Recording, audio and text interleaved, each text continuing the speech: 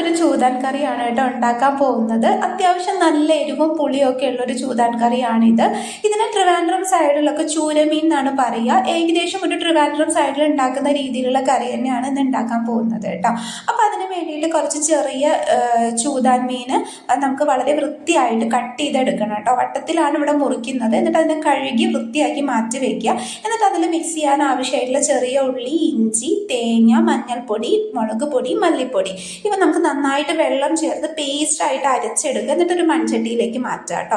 എന്നിട്ട് അതിലേക്ക് നമുക്ക് തക്കാളി, അതേപോലെ തന്നെ പച്ചമുളക് ഇവ മുറിച്ചിട്ട് കൊടുക്കണം. നന്നായിട്ട് മിക്സ് ചെയ്ത് വെള്ളവും ഒഴിച്ചിട്ട് അതിനെ നമുക്ക് വേവിക്കാൻ വേണ്ടിയിട്ട് അടുപ്പിൽ വെക്കണം. എന്നിട്ട് അതിലേക്കുള്ള മാങ്ങ, അതേപോലെ തന്നെ മുരിങ്ങാക്കായ ഇത് നമുക്ക് മുറിച്ചിട്ട് അതിലേക്ക് ഇട്ട് കൊടുക്കാം. എന്നിട്ട് അതിൽ നമുക്ക് മിക്സ് ആക്കിയിട്ട് ഒന്ന് വേവാൻ വേണ്ടിയിട്ട് നമുക്ക് അടച്ചു വെക്കാം. എന്നിട്ട് അത് വെന്ത് വരുമ്പോൾ അതിലേക്ക് നമുക്ക് മീൻ ഇട്ട് കൊടുക്കാം കേട്ടോ. എന്നിട്ട് ഇതിനെ നമുക്ക് അടച്ചു വെക്കാം വേവാൻ വേണ്ടിയിട്ട്. വെന്ത് വരുമ്പോൾ അതായത് ഏകദേശം റെഡി ആയി കഴിഞ്ഞാൽ അതിലേക്ക് നമുക്ക് താളിച്ചിട്ട് ഇടാം കേട്ടോ. അതായത് ഉലുവ, കടുക്, ചെറിയ ഉള്ളി ഇതാണ് നമ്മൾ താളിച്ചിട്ട് ഇടുന്നത്.